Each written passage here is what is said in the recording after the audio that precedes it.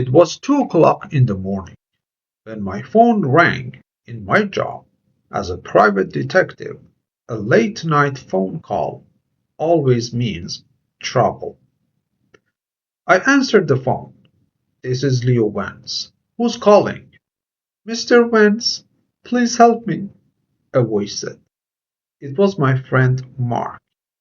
He sounded terrified. I just received a video message on my phone from my sister. I paused. Mark, what is the problem? My sister my sister died in a car accident 3 months ago, Mark said. His voice was trembling.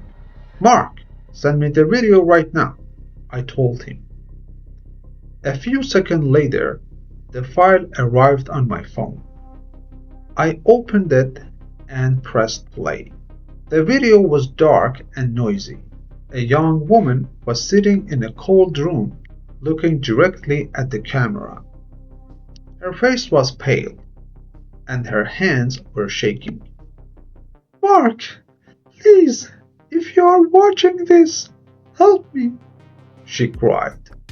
They took me. I don't have much time. I looked closely at the screen.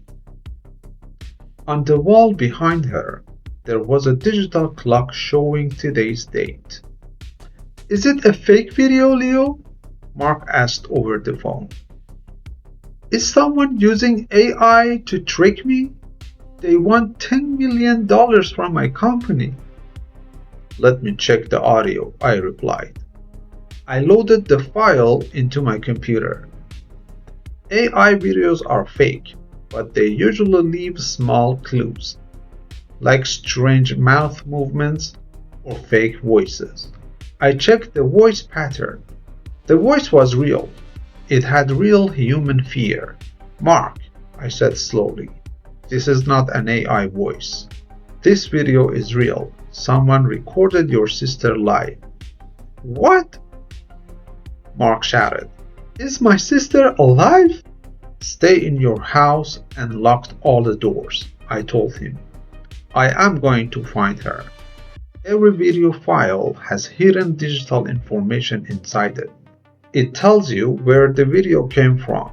I typed quickly on my keyboard, tracking the hidden internet signal across the city map on my screen.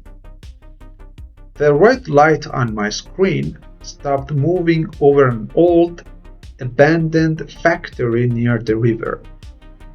I found the location, I said. I am going there right now. It was raining heavily.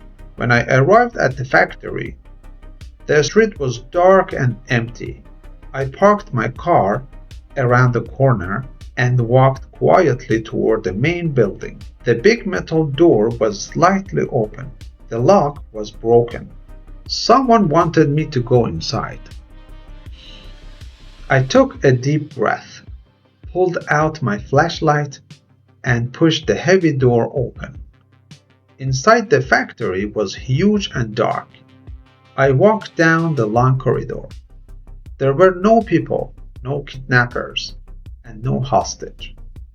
In the middle of the floor, under a signal hanging light, sat a black laptop. The screen was glowing in the dark. I walked closer, keeping my flashlight steady. This is a trap, I whispered to myself.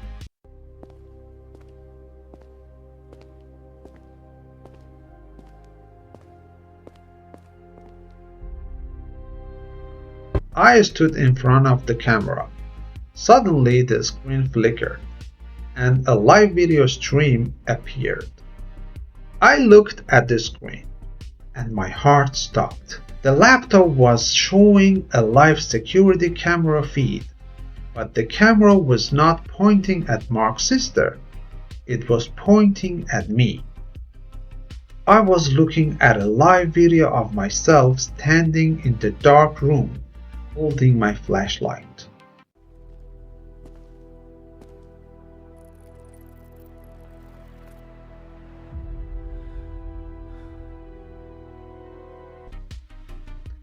A loud voice came out of the laptop speakers. "Hello, Detective Vance. You are very fast, but you are 2 minutes too late." Before I could move, a loud bang echoed through the building. The heavy metal entrance doors slammed shut and locked automatically. Red emergency lights turned on everywhere, filling the factory with blood-red light. "Who are you?" I shouted at the laptop. "Where is Mark's sister?" The voice on the laptop laughed quietly. "Mark's sister did not call for help, Leo. She called to bring you here." "Where are you?" I demanded, turning around quietly. "Look up, detective," the voice said. "Look up at the dark."